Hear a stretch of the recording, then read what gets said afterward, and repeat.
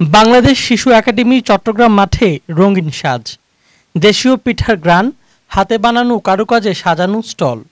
নারী উদ্যোক্তাদের প্রাণচাঞ্চল্যে মুখর হয়ে উঠেছে উদ্যোক্তা মেলা ও পিঠা উৎসব 2025। মহিলা বিষয়ক অধিদপ্তর চট্টগ্রাম ও চট্টগ্রাম জেলা প্রশাসনের আয়োজনে বৃহস্পতিবার বিকেল ৩টায় এই ৩ দিনব্যাপী উৎসবের উদ্বোধন করেন অতিরিক্ত জেলা প্রশাসন পাঠান মোহাম্মদ সাইদুজ্জামান। তারুণ্য উৎসবের অংশ হিসেবে বিভিন্ন সরকারি দপ্তর বিভিন্নভাবে এই উৎসবের জন্য বিভিন্ন ধরনের আয়োজন করছে।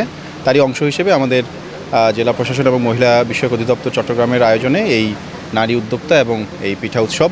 এখানে মূলত যেটার জন্য করা যে আমাদের তরুণ যে নারী আছে তাদেরকে আসলে উৎসাহ দেওয়া এবং নারী উদ্যোক্তারা যেন তাদের যেই তৈরিকৃত পণ্য সামগ্রী সেগুলো যেন এখানে প্রদর্শনের পাশাপাশি যাকে উৎসাহ পায় যে তারা নিজে শুধুমাত্র একা না, তাদের সাথে অনেকে আছে, সরকারি বেসরকারি অনেক সংস্থা আছে এবং এই প্রেরণা দেওয়ার জন্যই আসলে মূল এই লক্ষ্যটা।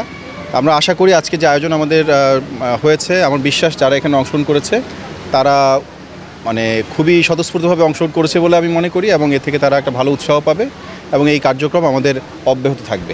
মেলার উদ্বোধনী অনুষ্ঠানে সভাপতিত্ব করেন মহিলা বিষয়ক অধিদপ্তরের উপপরিচালক আতিয়া রহমান।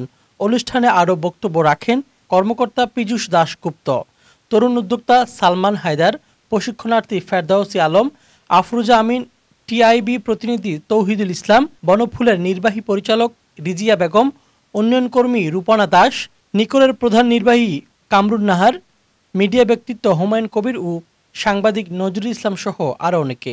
আজকে আমরা এই তারুণ্যের উৎসব 2025 উদযাপনের অংশ হিসেবে এই উদ্যোক্তা মেলা এবং পিঠা উৎসব একসাথে আয়োজন করেছি। এটা মহিলা শিশু বিষয়ক মন্ত্রণালয়ের উদ্যোগে জেলা প্রশাসনের সহযোগিতায় আমরা যে আয়োজনটা করছি, এটা মূলত আসলে নারী উদ্যোক্তাদেরকে এগিয়ে দেওয়ার জন্যই।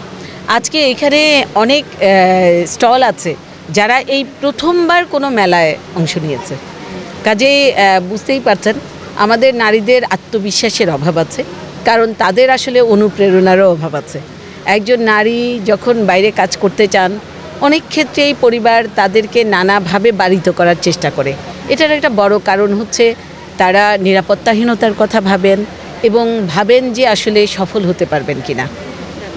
এখন আমাদের নারীদের সামনে আসলে অনেক সাকসেস স্টোরি আছে, অনেক সফল নারীদেরকে আমাদের এখনকার তরুণ প্রজন্ম দেখছে যে পূর্ব প্রজন্মের অনেকেই সফল হয়েছেন। তাদেরকে দেখে এখনকার তরুণ প্রজন্ম আগ্রহী হচ্ছে, তাদেরকে আরেকটু ঠেলে দেওয়ার জন্য, আরেকটু সামনে এগিয়ে দেওয়ার জন্য আমাদের এই উদ্যোগ। আমরা আশা করছি যে আমাদের উদ্যোক্তারা অনুপ্রাণিত হবে, তারা এখানে এসেছে, তাদের পণ্যগুলো কোন ধরনের পণ্য মানুষ পছন্দ করছে, কোন ধরনের পণ্যর প্রতি মানুষের ঝোঁক আছে, এগুলো তারা বুঝতে পারবে। এবং যেহেতু আমাদের নারী উদ্যোক্তারা এখানে যারা, তারা খুবই ছোট ছোট উদ্যোক্তা, ব্যক্তি উদ্যোক্তা, তাদের কোথাও দোকান নাই, তারা তাদের প্রোডাক্টগুলো কোথায় বিক্রি করবেন, সেজন্যই আমরা এই ধরনের উদ্যোক্তাদের প্রোডাক্টগুলো বিক্রির একটা প্ল্যাটফর্ম তৈরি করে দিয়েছি। মেলায় অংশ নিয়েছেন চট্টগ্রামের বিভিন্ন এলাকার নারী উদ্যোক্তারা, কেউ এনেছেন দেশীয় খাবার, কেউ আবার হস্তশিল্প। সব মিলিয়ে উৎসবমুখর পরিবেশে নারীদের সৃজনশীলতা আর আত্মনির্ভরতার এক মিলন মেলা। মহিলা বিষয় অধিদপ্তর থেকে আমাদেরকে স্টল দেওয়া হয়েছে। এখানে যে উদ্যোক্তারা ট্রেনিং নিয়েছে তারা এই প্রত্যেকে স্টল দিয়েছে তাদের বেচা বিক্রির জন্য, কারণ একজন উদ্যোক্তা সে নিজে তৈরি করার পরে জিনিসটা কোথায় বিক্রি করবে সেই নিয়ে একটা টেনশন থাকে। মহিলা অধিদপ্তর এই নিয়ে কাজ করে আমাদেরকে এই সুযোগটা দেওয়ার জন্য মহিলা অধিদপ্তরকে অসংখ্য ধন্যবাদ। আমরা এখানে ব্লগের কাপড় আনছি, জুটের ব্যাগ, বিভিন্ন 3 পিস আছে ব্লকের এবং পর্দা আছে, হাতের কুশি কাটার কাজও আছে। এখানে সম্পূর্ণ আমাদের এখানে দেশীয় পণ্যগুলো নিয়ে আমরা কাজ করি। আগে একা কাজ করতাম ওয়ার্কারদেরকে নিয়ে, এখন আমি নারীদেরকে নিয়ে কাজ করি।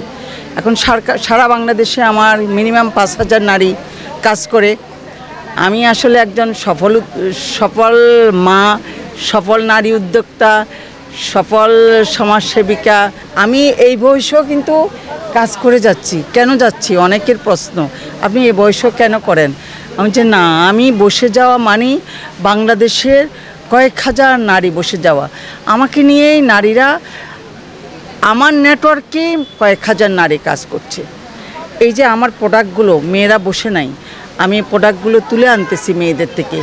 আমি এই প্রোডাক্টগুলো নিয়ে আবার বাজারজাতের ব্যবস্থা করতেছি। আমি ইন্টারন্যাশনাল রপ্তানি উন্নয়ন ব্যুরোর যে ইন্টারন্যাশনাল ট্রেড ফেয়ারগুলো হয় বিভিন্ন ওয়ার্ল্ডের বিভিন্ন জায়গায়, আমি সেই ফেয়ারগুলোতে আমি অংশগ্রহণ করি।